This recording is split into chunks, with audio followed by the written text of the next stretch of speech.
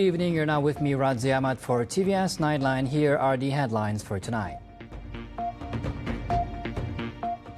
Sarawak Premier Datuk Patinggi Tan Sri Abang Johari Tun Openg says the state is ruling out nuclear energy for the foreseeable future.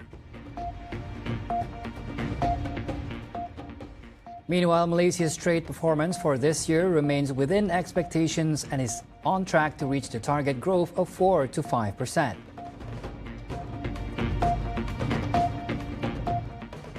And in world news, China's economy expands by more than 5% in the second quarter of 2025, buoyed by strong exports.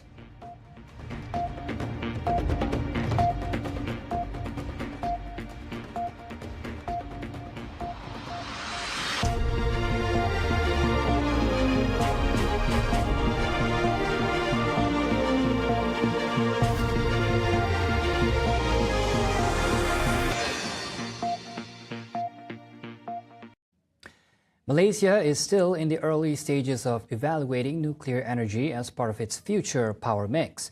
As such, Deputy Prime Minister Datuk Sri Fadilah Yusof said the government is yet to make a final decision and comprehensive studies are still underway. Kita di Sarawak, kita ada hydro. Nombor 2, kita ada gas combined cycle. Nombor 3, kita ada solar. Dan daripada sumber yang kita ada ni, saya rasa Sarawak tidak berkendakan nuklear, tetapi kita menjadi pengeluaran tenaga yang boleh diperbaharui. Sebab itu kita ada target 20-30, 10 gigawatt, 20-35, 15 gigawatt daripada sumber yang ada pada hari ini. Dan tadi saya melihat beberapa syarikat yang melabur di Sarawak, termasuklah solar power. Dan kalau teknologi solar power ini improve, yang mana kita tahu keep on improving. Jadi kita Sarawak menjadi hub untuk mengeluarkan renewable energy. Itu tenaga yang boleh diperbaharui lah. Jadi kalau nak cakap mengenai nuklear, rasa saya waktu tu lah irrelevant lah, kerana kita ada source kita sendiri. Speaking to reporters at the 2025 International Energy Week held at the Borneo Convention Centre Kuching, BCCK today, Abang Johari said energy experts are currently conducting studies on fusion power, which is derived from hydrogen. Ya, kerana sekarang pun kita difahamkan. Sebab itu kita ada seorang pakar fusion energy datang di sini kerana mengikut pembacaan kita, satu daripada teknologi yang baru yang sedang ditokai oleh pakar tenaga ini ialah fusion energy. Fusion energy ini adalah daripada bahan hidrogen molekul yang ada react jadinya produce energy. Jadi yang ini mungkin lebih murah dan selamat daripada nuklear. Dan dia berkenaan juga hydrogen water daripada air. Jadi kita ada ada advantage dari sudut source-nya, sumber. On the other hand, Sarawak has ruled out nuclear energy for the foreseeable future. Sarawak Premier Datuk Patinggi Tan Sri Abang Johari Tun Openg said that the state government does not intend to explore the use of nuclear energy at this time. Instead, he emphasized that nuclear energy is not relevant in the context of Sarawak, as the region has many alternative energy sources that can be explored and developed as future energy solutions. Kita di Sarawak, kita ada hydro. Nombor 2, kita ada gas combined cycle. Nombor 3, kita ada solar. Dan daripada sumber yang kita ada ni, saya rasa Sarawak tidak berkendakan nuklear, tetapi kita menjadi pengeluaran tenaga yang boleh diperbaharui.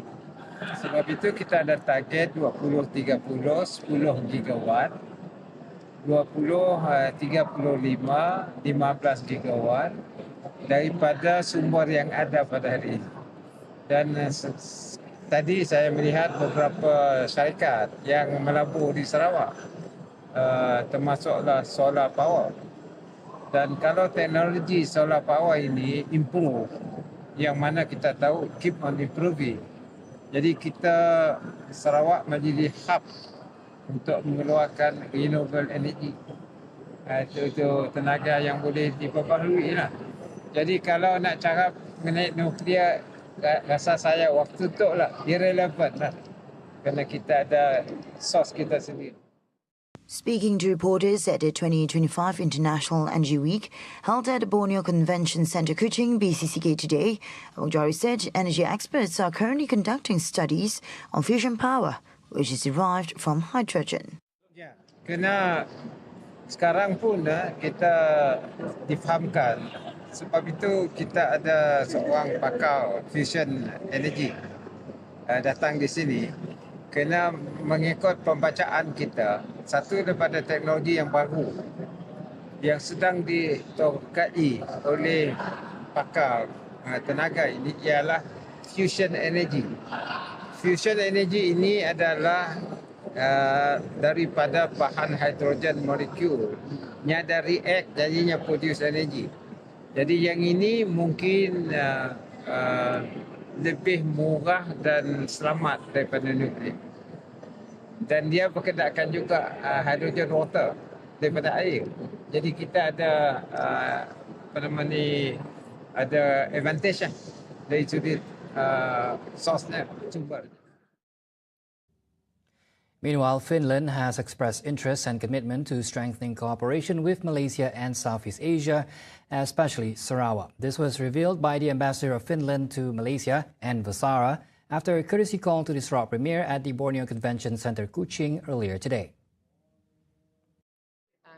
Because we have a lot of opportunities and offering in Finland, which could be also very good in cooperation to do cooperation regarding renewable energies and also digitalization, different aspects of green transition, and also we discussed education and our previous cooperation also related to forestry and possibly also regarding our past and still continuing projects related to how to, for instance, mechanize palm oil production. So different projects and different opportunities, and looking very much forward to further cooperation.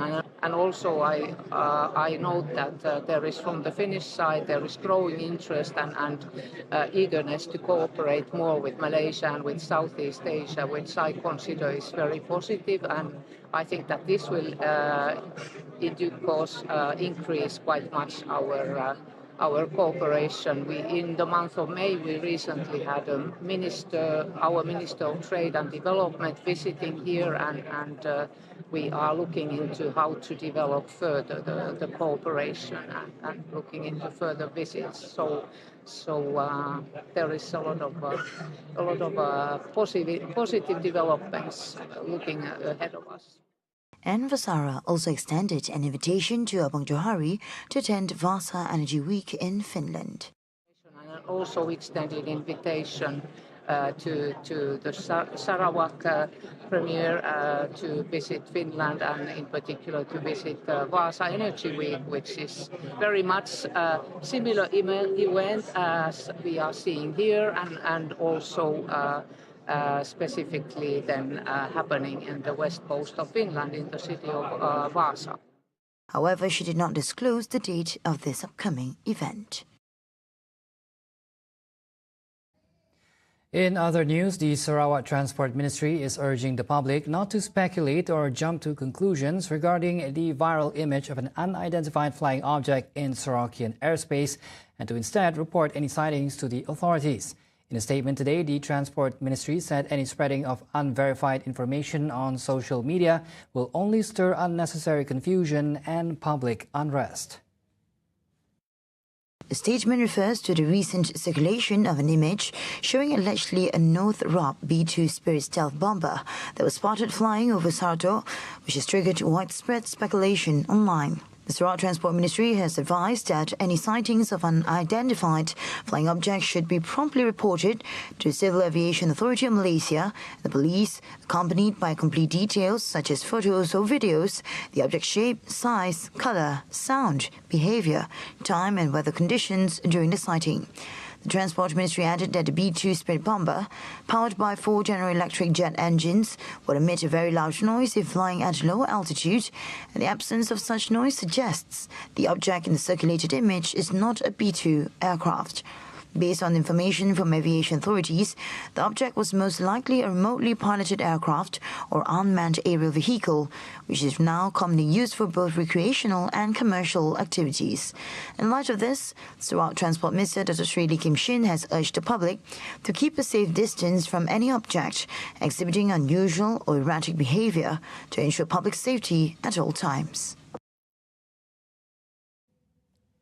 Now, Malaysia's trade performance for this year remains within expectations and is on track to reach the target growth of 4 to 5%. Investment, Trade and Industry Minister Tengku Datuk Sri Zafrul Abdul Aziz said this confidence stems from the front-loading strategy implemented over the past 5 months, which is projected to positively influence the nation's economy in the coming 6 months. Tekankan MITI sentiasa memantau landscape perdagangan. Kita akan mengambil tindakan sewajarnya bagi mengekalkan daya saing Malaysia sebagai negara perdagangan yang terbuka.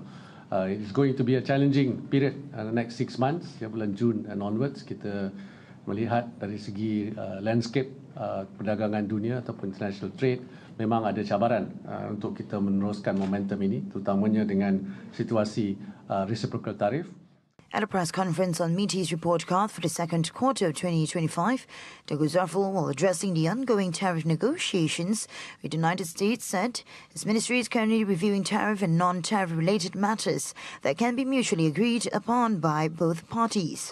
He stressed that the negotiations will be conducted with caution and without jeopardizing the country's interests.